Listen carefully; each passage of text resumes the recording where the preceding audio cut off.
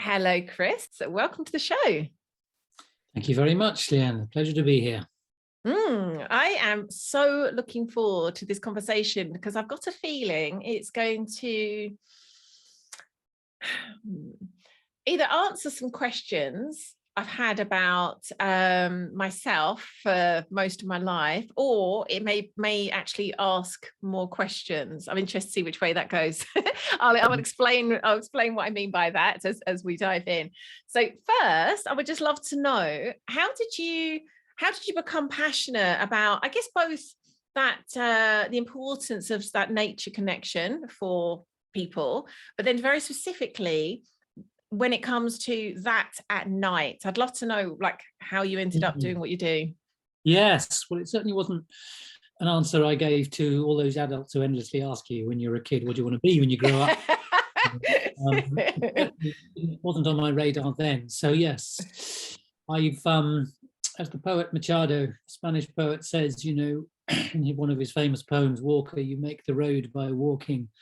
So it very much has been a path that has been kind of rolled out before me as I've made my way. So I'd like to think, really, though, a key stone put in place for me was my good fortune by my rather unconscious parents of living in a couple of situations that had a proximity to the woods. Though not by their design, but luckily for me, with my own 2 feet, I could fairly quickly, within sort of 10 minutes walking, get into this playground of, you know, these woods that were accessible, not private, but I was able to get there. Now, who knows, had that not been in place, actually, whether, you know, I'd have gone down the roads I've gone down with my work, career, livelihood, and passions. I don't know, can't answer it, but I do know that years were spent playing in the woods. And even with my friend, when I got a little bit older, heading down at night to the woods, because it was just a very delicious and exciting and scary and energizing place to be, you know, to do, we used to call it midnight watching, and no one was telling us to do that. Nobody was guiding or receiving our experience back at all. So I had a complete absence of that. There were no mentors in that way, other than the woods themselves. As I say, a good fortune to be living in proximity where I could indulge my imagination and play my little Robin Hood games and you know, just disappear from quite a suburban, you know, existence otherwise. So I think that's one of the real key points. Then, you know, I had a very creative sort of aspiration. May I ask a question about that? Because I love what you've said. It seems almost like happy accident that you were in a place where you had that access to the woods.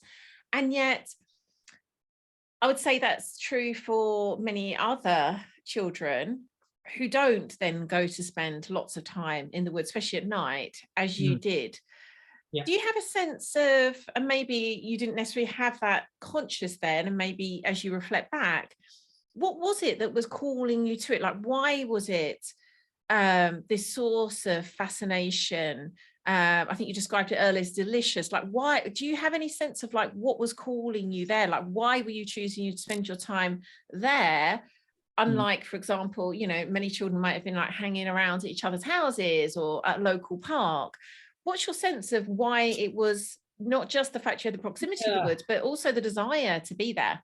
Oh, well, I think those early reading adventures that I was having, I do think reading about Robin Hood, just William stories, you know, they were very compatible, very conducive to that sort of thing. It made sense. I wasn't reading about stuff that was going on in the cities, if you like. So it was feeding my imagination and that sense of spirit of adventure and play. And I think that was commensurate, really. So when I arrived in those places, I had some sort of play framework, you know, to work, an imaginative trail, if you like, to follow. I love that. I love that. Power of story. And you say at the time you didn't have any mentors or guides, but in a way, Robin Hood was your guide, and then the woods took over. That's right. Yeah, that's right. So I don't underestimate the fact that many people can't get there by themselves. But I had to take a bus there. It may not have, you know, Yeah, my that's a parents good had point. died, Yeah. it probably wouldn't have happened. So for me, that proximity was key. And the rest takes care of itself for an imaginative child. They are the places to dream and have these adventures and have these sort of role plays that I could do because I was a boy with an imagination, fed by those stories, of course, that I was reading about, and then indulge later on in a sort of early career trajectory of the theatre. So I chose a theatre sort of courses to do and indulge myself with getting involved in play. So it really fed my imaginations. And the hop, skip and a jump was a formal kind of beginning in a theatre profession. But that kind of strange trail where you're off touring theatres around the country for months on end, or Europe, all sounds rather glamorous. But actually, I found it a rather sort of strange and somewhat sterile sort of existence. Like the first week is fun, but honestly, by 3 months in, you're so over it doing the same play. So it taught me that just wasn't a particularly sustainable exercise or career viability.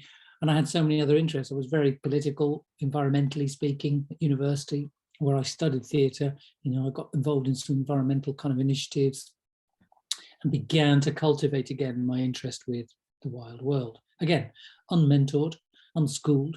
And it really wasn't until I went to the Centre for Alternative Technology in Wales as a volunteer gardener, would you believe? I was sort of treading water post-university. I ended up there because a friend had been there and apprenticed myself to these gardeners. Now, gardening wasn't my thing necessarily, but it didn't half introduce me to the wild world of Mid-West Wales, the Dyfi Valley, and a consciousness that had an appreciation and a sensibility for the wonders of the natural world. So I was hanging out with people who were loving it, and we were going on walks and having adventures, and that changed into a role that I fell back in with my theatre sort of hat on, and we used to take theatre and education plays and processes to schools around Wales. We set it up ourselves, we got some funding, we were based at the Centre for Alternative Technology, we took the environmental message out. So that was a formal TIE, it's called Theatre and Education process, which was wonderful for a few years, kept me in the wilds of Wales. And then I got kind of headhunted, really, recruited by the Devon Wildlife Trust. Unexpected.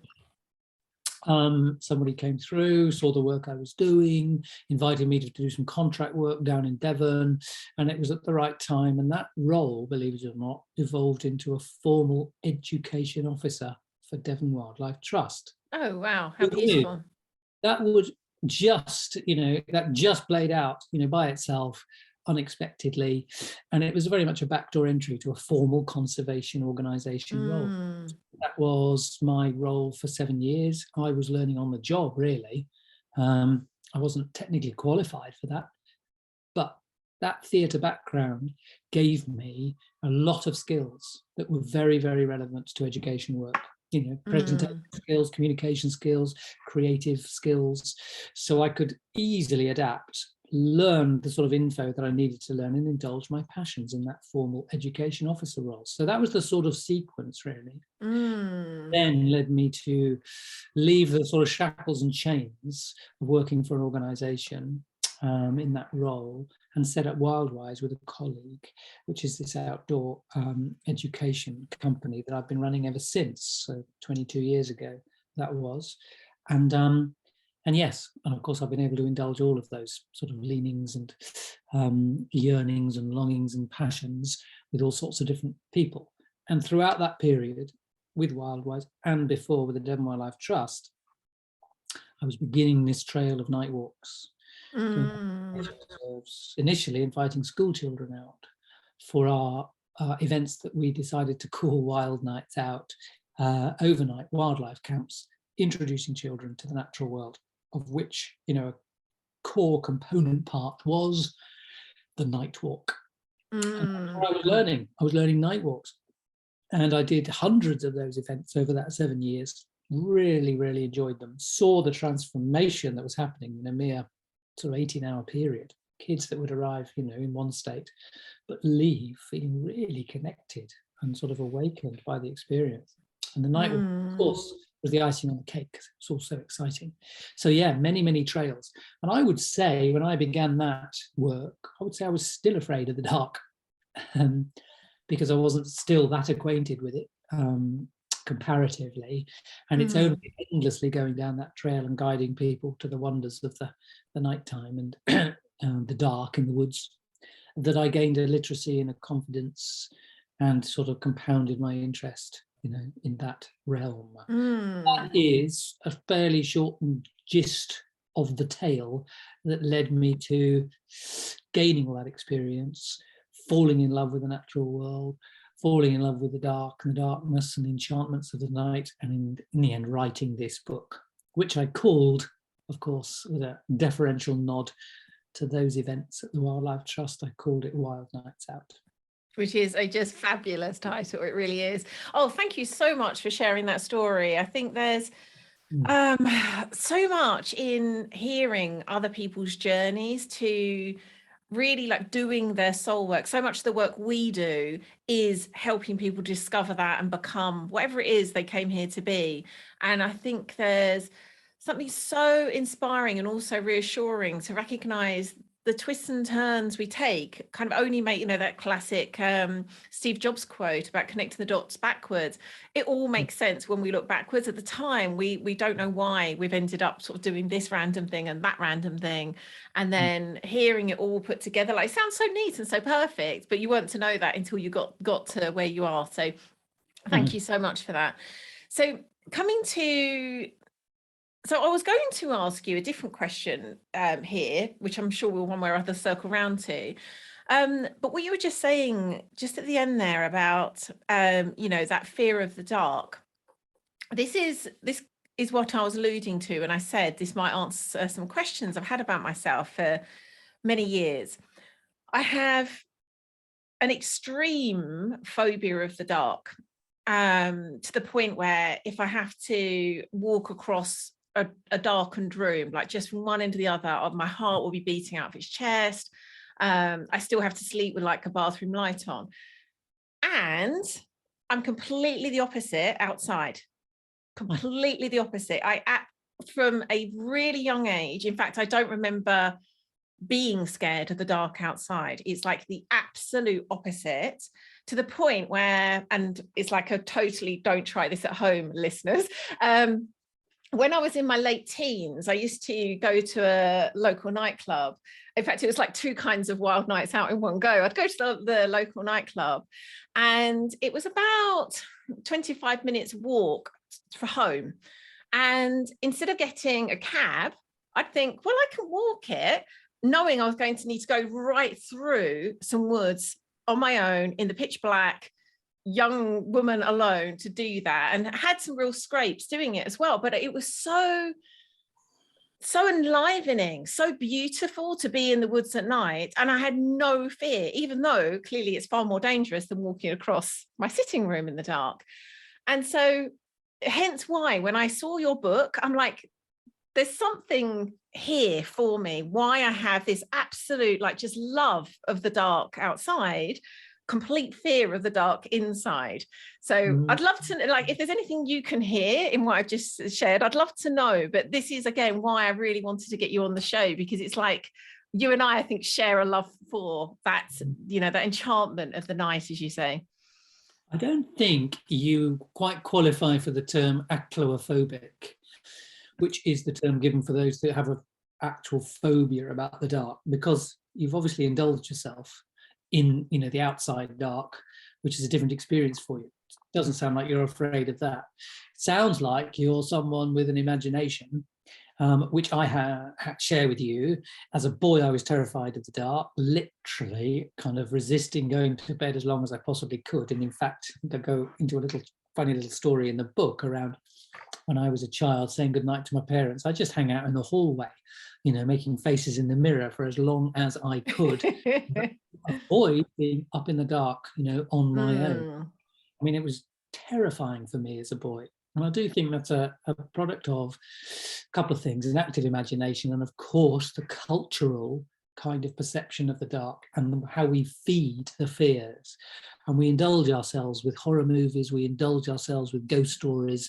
There is something that cultures have always done to kind of make this a bigger story than it needs to be. And that's probably also coming from a foundation of not being the apex predator at night. In places around the world and in our own history, we would have lived 24/7 with the rhythms of day and night. At night time, clearly there was a threat, and clearly, with our eyes being the dominant sense, we were not at our best at night, in that we did not have, eyes that can see in the dark, or the sort of hearing or sense of smell that some other creatures and predators particularly, can sort of very comfortably navigate and hunt at night. So I think on a cellular level, we remember our sort of primitive self. And what we cannot see, of course, classically, we fear. What is not familiar, we fear. Now, the irony is that in Britain, in benign old Britain these days, away from the towns and cities, from the human threat,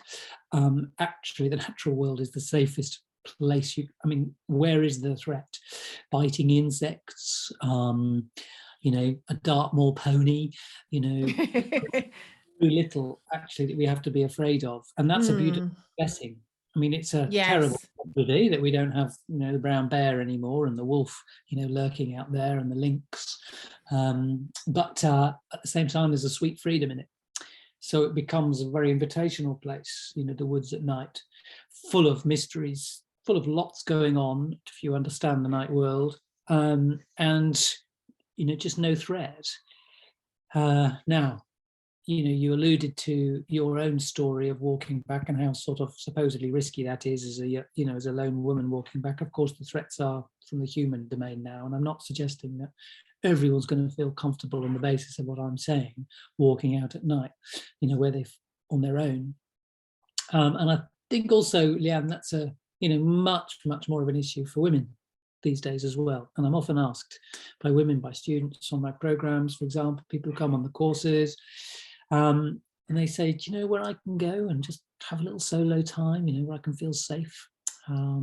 Which of course breaks my heart, that access isn't automatically available, particularly for women who feel that way and feel the threat, even if it's not real. The further out you go, of course, into the countryside, the safer it is, needless to say. Yes. From that particular threat. So there's quite a bit in what you say in that regard, around what the night has to offer, an imaginative capacity, and then the real sort of enchantments that I think are waiting for us with that as we step out, away from the streetlights, away from the indoor environment. It seems to me, and I'd love to know your sense of this, that everything that we're reclaiming really about the understanding of what lies in our connection with the natural world, and throughout history, humans have been so much more connected to the natural world than we are now in our modern way. But even then they would consciously choose to do things like vision quests, to spend even more time in solitude in the natural world. And so what I'm really seeing through the work that we do is what we can experience in the natural world is so powerful, really allows us to start to kind of reclaim old parts of ourselves, the wilder parts of ourselves. And it seems to me that again, very conscious. I walk in the dark all the time. I've got 2 dogs and I live in the countryside, so it's really normal, especially as the nights draw in, for me to walk in the dark. But which are so magical and so precious, but very specifically when I've done ceremonies, for example, last year I did a sitting out ceremony where I was sitting out the whole night, and it seemed to me it was an even more potent form of that nature connection. Like what's possible by spending time in the natural world felt like it was all kind of that on steroids at night. So I'd love to know your sense of that and why that might be. Well, there's a definite shift in rhythm, isn't there? in terms of the sort of day's vibe as opposed to the night's vibe. Everything does close down and quieten down, certainly in an obvious way in the contemporary setting, our industrial kind of world, our busyness of the day, the vocations, that we need to attend to are generally, in daylight hours, and then there's a shift and things just quieten down. But what happens, and as what has always happened, is that with the fading of the light, our whole circadian rhythm shifts. And sort of certain chemical releases, that begin to sort of slow us down and prepare us for sleep with the diminishing light. So it becomes, therefore, both within and without, a quieter time, a more reflective time. Naturally, we contemplate, and certain, passages of time when they're not filled with, TV programs, for example, or social situations, they become emptied out of the normal distractions of the day. The mind and the soul begins to sort of hear itself think, or begins to sort of get it back in touch with, the sort of deeper aspects of ourselves, the longings, the aspirations. So, the nighttime, just with that very, very different rhythm, everything slowing down, and with less distractions for the eye. Remember, we can't see it. It do become sort of biologically a little bit more internalized in the process of just not seeing so much. We then start to project, out into the sort of blank canvas of the dark, inner thoughts or prayers.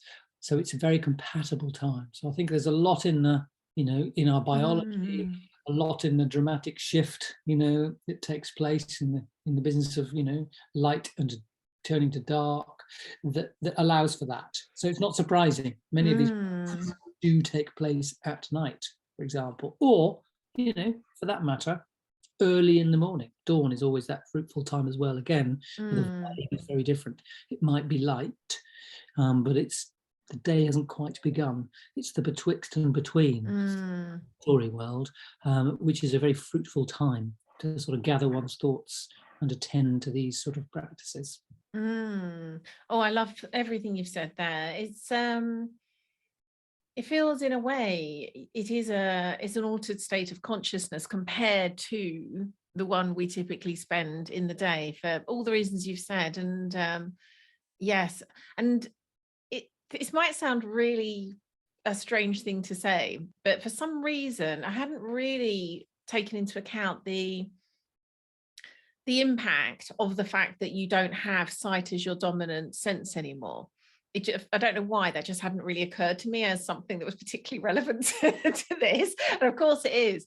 And it puts me in mind, I don't know if you've seen, there's a TV series called See, starring Jason Momoa. And are you familiar with it? No, I'm not. Oh, in this is a kind of dystopian world where humans, for whatever reason, I can't remember why, have lost the ability to see. And that's been the case for hundreds of years, if not thousands of years. So all of the kind of, modern sort of, buildings and all the things that we make because we can see, they can no longer make. So they've got the things they've managed to keep, but they can't make any more. And so the way they live is this sort of strange blend of kind of primitive and also using kind of like the things that they've managed to keep from this era.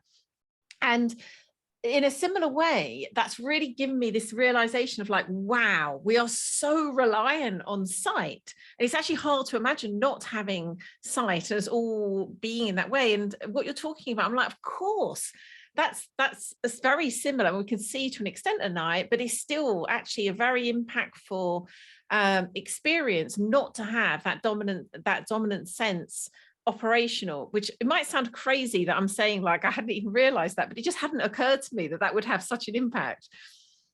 It's one of the reasons why in the nature connection sort of world, we do lots of blindfold work, so sensory awareness, depriving ourselves of the dominant sense, the default sense, and just focus the attention on what we can smell and what we can hear particularly, or sometimes what we can feel and touch. And it doesn't have to deepen the connection when we do that. Granted a lot of the time. So just to interrupt the sort of the usual flow is very, very instructional, very, very helpful. And suddenly we learned, we can hear much more than we realize. We can smell much more than we realize. We are better at it, than we give ourselves credit for. We often defer to the great specialists, the owl with that extraordinary kind of sense of hearing, or the fox with its remarkable sense of smell. But actually, when we give ourselves time to indulge those things and prepare for it, we do a lot better than we think. So, for example, rather than encountering the dark from a brightly lit room, if we've let the natural light levels fall, we're outside, in other words. And you'll know this from maybe being on camp, or you've been out during the day and you've walked through the dusk and you're now in the dark.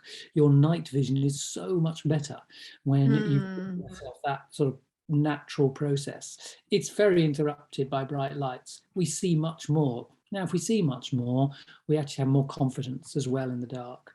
So that would be a reminder to let your eyes acclimatize. If you've had a torch shone in your eyes, or you've come from a brightly lit space, it might take about 40 minutes before you have your night eyes. But goodness 40. me, 40. Oh, wow, it's interesting. A lot more, to navigate by. And it's amazing what you can see. Even things like, taking binoculars, believe it or not. If you're on a wildlife watch or a bit of a sort of, stargazing, moon gazing type walk, taking a pair of binoculars as well. You'd think they wouldn't be helpful at all. Turns out they're going to sort of funnel in all the available light, and they're a very good thing to take with you, to see things in the distance, even at night. That's a good experiment to take. Yeah, I wouldn't have thought that at all. The other thing, you talked about how our sense of smell and our hearing kind of amplifies. What I've certainly noticed, and this is, I guess, particularly because it's through the lens of shamanism, but I don't think it necessarily needs to be. You talked about the way that, I think when I'm with my shamanic circle, we spend most of the time blindfolded for exactly the reasons you've said. And it very much does allow us to access different aspects of ourselves, different senses that we wouldn't necessarily so readily be able to access. And so I'd love to know your sense of, what we might call, psychic ability, second, that sort of second sight, and how that is more available at night, where we can tune into something beyond the known, something that we may not even believe is there until it's present in that way. Well, some people have clearly a particular gift that they're tuned into very quickly, or is very obvious to them. I would say that the more time you spend outdoors with the natural kind of rhythms and sounds of the outside world, the extended periods, you become more sensitive. It sensitizes you. Yes. Now, my old teachers, I spent a very fruitful few years learning from, was Ray Mears, who we know from his programs on the TV. Now, he could always tell, for example, that a fox was looking at him. He had that sensibility. He had whatever the physical or perceptive, feelings were in his body, and he would turn around, he said, and he would see a fox somewhere. So that's nothing to do with shamanism. From his perspective, nothing at all. Didn't have that kind of skill set or that consciousness, but he had the sensitivity to it. And I would suggest that comes from an extended period of time of deep listening, close attention, training the senses, to gather information in a particular way. And as we know, when we're living a kind of indigenous type of lifestyle, those senses have to be trained in all directions, at all times. And you do become this sort of quivering instrument for deeper perception. And in those days, of course, because your survival depended upon it, and there would be rewards, for giving that attention out. So I think it's a really instructional thing to do, and not surprisingly, on lots of our courses and similar kind of nature connection sort of programs will offer this as well, is that we spend time training that attention, And as we used to say in the theatre, the quality of attention determines the quality of performance. Guess what? A lot more wildlife Some people will say, oh, I want to take my dog for a walk, and I'm regularly going out for a walk. In the countryside, I don't see very much. And other people will, make a different testimony of seeing an awful lot. It's all about, the quality of attention that you give. But I do think there's a spectrum here, and I'm not going to stray into the territory of the sort of shamanic kind of world, because I have no expertise in it at all, and they've got particular and very rarefied sensibilities. And it's all a spectrum, isn't it? But I do think that this body of ours that we've all got actually hasn't changed for 100,000 years. In other words, it is supremely and perfectly adapted for indigenous life. Living outdoors, in the same hunter-gatherer way. Nothing's changed, even though we live very, sedentary lives or indoor lives by comparison. Actually, we have all of the latent capacities. And on the walks that we guide, the programs that we do, clearly our agenda is to sort of bring these out and bring these up. And the nighttime, I think, is just a wonderful context, a wonderful arena to just sort of feel alive in different ways. So I really love that. I really do. So if someone's listening, and again, I think even people who have already got some kind of practice of in very intentional nature connection, I've noticed that when we've made invitations to our clients to go out and do something at night, it does bring up a lot of fear, a lot of questions. It does seem like a kind of another level of like extremity almost. So I'd love your I guess advice, recommendations into how people can start to make this part of their life. How can they spend time in the wild at night in a way that allows them to kind of not like fry their nervous system because it's too much too soon, and also takes into account some things that genuinely do need to be thought about in terms of safety? That's right. Well, I don't know if I have any very specific prescription there, because people have different situations according to where they live, and what's accessible to them. Certainly, we know from research that streetlit areas tend to have more crime in them than areas without street lights. So I guess it's a little bit of faith is required to take yourself out of what's familiar and into the unfamiliar, and take a friend. No need to go on your own. If that's going to sort of bolster your confidence, then go in a small group. Even I think the downside of going with someone else, unless it's a very much an explicit and shared intention, is the social kind of needs or demands are such a distraction. We're such a social species, and we're habituated just around having a good old chat, catch up and a gas. Well, that's not giving the natural world, the nighttime, any attention at all. So I think, to support little excursions into the dark, take a friend, but also have an agreement that for a period of time, for this next half an hour, we won't talk. We'll just pay attention to what's around. Is a simple kind of formula. Yes, I love that. Reflect on that. Maybe even separate. Physically separate to go and sit somewhere. This has really helped if we indulge ourselves with a night sky, and look ahead to when there's going to be a bit of a clear night sky, and just marinate in the kind of the confection of stars wherever we are. It's not always that visible, is it? I mean, 60% of Europe, I think, can no longer behold the Milky Way. So we're in different times, clearly. However, if you've got some stars, that's better than none, or, a particular phase of the moon. Anybody with access to a horizon should experience the either rising or the setting of a moon, particularly around the full moon sort of time. Exclusive to that. Those simple practices of just checking in to see what's around at night. Jupiter's around at the moment, for example. Take a pair of binoculars, you can see some moons. This is it's a stunning revelation when you've not actually trained your attention on some of these things. Certain cosmic events are worth being outside for. So perhaps one of the handrails is finding out a little bit about what's in the night sky, or timing your walk with a moonrise or a moonset, or full moon experience of wandering, around under the light of clear light of a full moon where there's no clouds, taking a friend, experimenting with a few sort of little, I suppose you might call them threshold crossings, of being alone in the dark for half an hour, supported by someone nearby, or these sorts of things, I think, Lian. And as much as you can get away from streetlights, of course, the better. Appreciating it's not that easy for everyone who knows cities, but perhaps when they're ranging further from home, they can just dip into it, really. And you told a story of sitting out all night. I mean, what a wonderful thing to do. What an extraordinary, rich potential process that could be. It's not for everyone, is it, as a first time? So slowly done. And then lastly,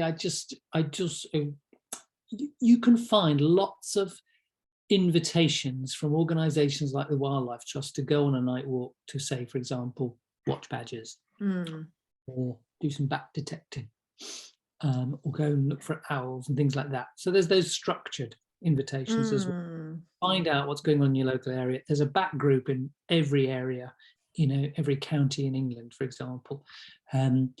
Lots of enthusiasts who can spin some marvelous narratives, about those creatures. So I think structured things are great to gain confidence. Test yourself out with little excursions to build confidence. Stray into some maybe darker areas. Little bit of understanding about what's going on in the night sky might just, give you the time and date to go, for such an adventure. And nothing too. I guess nothing too adventurous to begin with. Yeah, those ideas you've given feel to me such a lovely, just sort of stepping stones in that direction. As you say, ultimately, being alone in the complete wildness and the complete darkness is going to give you so much more than kind of, some of the other ones, but to get to that place might require some of the more organized ones, or being with a friend.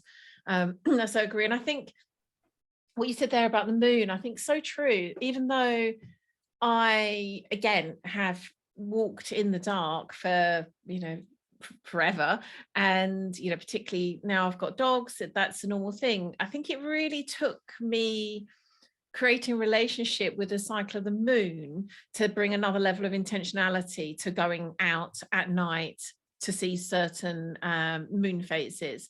And again, it can make such a difference how dark it actually is. The last full moon, I don't know what it was like where you are, but it was so bright. It was like a spotlight being shone across my garden. Incredible, the difference that can make. So yes, I absolutely love all of that. Thank you. So is there anything I haven't asked you that you think would be helpful for listeners to hear?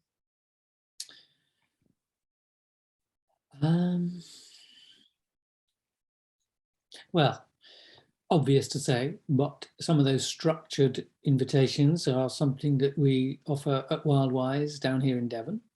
And we're lucky enough to be on Dartmoor, for example, where there's good dark skies. So there are a few things in our programme that we offer. Let me think.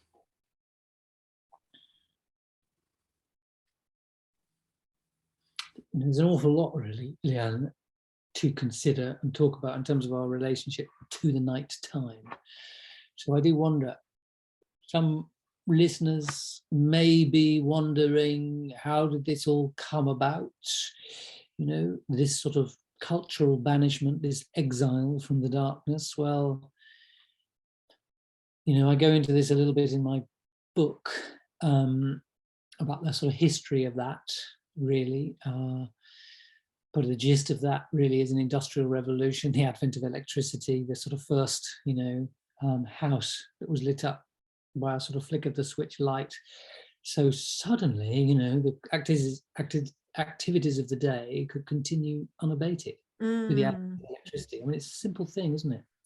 I also think a lot disappeared as well at that time, because if we weren't gathering around the fire, that phase where we, for 99% of human history, when it got dark, you lit a fire, not just because it was warm but also because there was light. But firelight, candlelight, is a different sort of light. And those days have gone, really. And the refreshment that it affords when you do step out, gather around a bonfire or around candlelight, there's some other quality completely there, which is why one of the reasons why people enjoy life on camp so much. So there are sort of, there's a history to this and a reason, and it's, relatively speaking, in timescale, it's a very sudden exile that we've been placed into, away from the enchantments of night. And if you do live in a city, which is most people these days, or a town, and you've got the curse of street lighting, not to have truly beheld a starry sky is depriving yourself of something. Because let's not forget, in those places of dark skies where you behold that confection of stars, you are looking up further than you can see by day, by far. You're looking millions of miles, aren't you, when you see stars? And we all know how far away those nearest stars are. They're impossibly far. You're looking at a night sky, except for the occasional, flashing little glittering light of a satellite passing by. But you're looking up at what our ancestors would have looked up at, the same view, with the same sentiment and feeling of awe and wonder. And, there's all that medicine of that wonderment that's out there. There's all that medicine of the circadian kind of natural rhythms, which we really corrupt when we bring in screen time and lights at night, bright lights at night. So, not surprising there's a sleep crisis, in the country. Yeah. Really wanted those and messed about with those. So there is a simple kind of bit of practice to do around stepping out at night to behold that. It reminds us, of how small we are in a vast universe. And that's, I think, both humbling, but kind of, helpful to remember. And the medicine of the dark, really, just thinking about ourselves as, that hunter-gatherer, the biology that's accustomed to the natural rhythms of light and dark. I think we can sort of invite another sort of practice. So turning off the screens, an hour or so before bedtime is what's recommended for better sleep, for example. Not to mention yourself that hour of the day just for slowing down, quietening down, contemplating and reflecting, and all those things we used to do, and that these days have become harder to do. I mean, Lian, to ask me an open question about the nighttime and, our relationship to the dark is to invite, a very, very, very long monologue, really, on all the different aspects. So I'll stop there because I could go on and see if there's any more questions that have arrived for you. Oh, I'm so glad you shared everything you just did. There was something that occurred to me that I was just like, I've never even thought of this before. As you were like, it's so obvious. When those things again, I think, how could I have not really taken that into account? What you were saying about we can literally see further at night when we look up compared to the day. It's just for some reason that hadn't occurred to me in that way. And I was like, that's so perspective giving, isn't it? Like to be able to look up and know our place in the universe of things. There's something so perspective giving that's only available when we can look up and see all of that. That really just hit me as you said that. So thank you. There's something so powerful in that. I love all those sort of gobsmacking kind of star facts. I mean, I was brought up on Carl Sagan's, TV programs that I just loved them. And that's what's awesome about space and the universe and all of that, because the scale is so just impossible. You just are I'm so touched by all that perspective, when there are more stars in the universe than grains of sand in the world, it's just, it has an effect. Yeah. It's like it's a whole bonus, isn't it? Like we start off talking about the wild at night, and for me, I'm thinking of the earth and what's on the earth, and then you have this whole bonus of what's up there at the same time. Just magical. So we're coming to the end of the show now. Where can listeners find out all about the wonderful work you do and your new book? Where's the best place for them to go find all that? Yeah, well, the book seems to be available on, the good booksellers, as they say, and there's an audiobook too, which I had to audition for. Hilarious. Did you get it? You got the part. I've heard some audiobooks being terrible, not by the owner authors. Anyway, and yeah, WildWise, based in the Southwest, running kind of much longer programs, like year programs, to train in all this stuff. And shorter programs, family stuff, kids stuff, teenagers stuff. There's a lot in the mixture there, a lot of offers. So we've thought of every single way we can possibly invite people over the threshold into the outdoors. We've got some beautiful places down here in Devon and some great little adventures. So have a look at the WildWise website, or, there's a lot around these days. Lots more than when I began. So just look around in your local area as well. Any investment in spending time outdoors, is going to pay off. And for you parents, it's a huge gift. It's the best gift you can give your kids. Is give them some contact time with nature, and try and do it before they're 10. Researchers show it's more difficult to put that foundation of connection in place after 10 years old than it is before. So spend the time with them out there and encourage them outside, even if it's sky time and not, wild time. It's all good stuff. So it's all good medicine. So wind in your sails for you parents and everyone, really. Just take yourselves there. Trust that it's really good for you, even if you can't tell.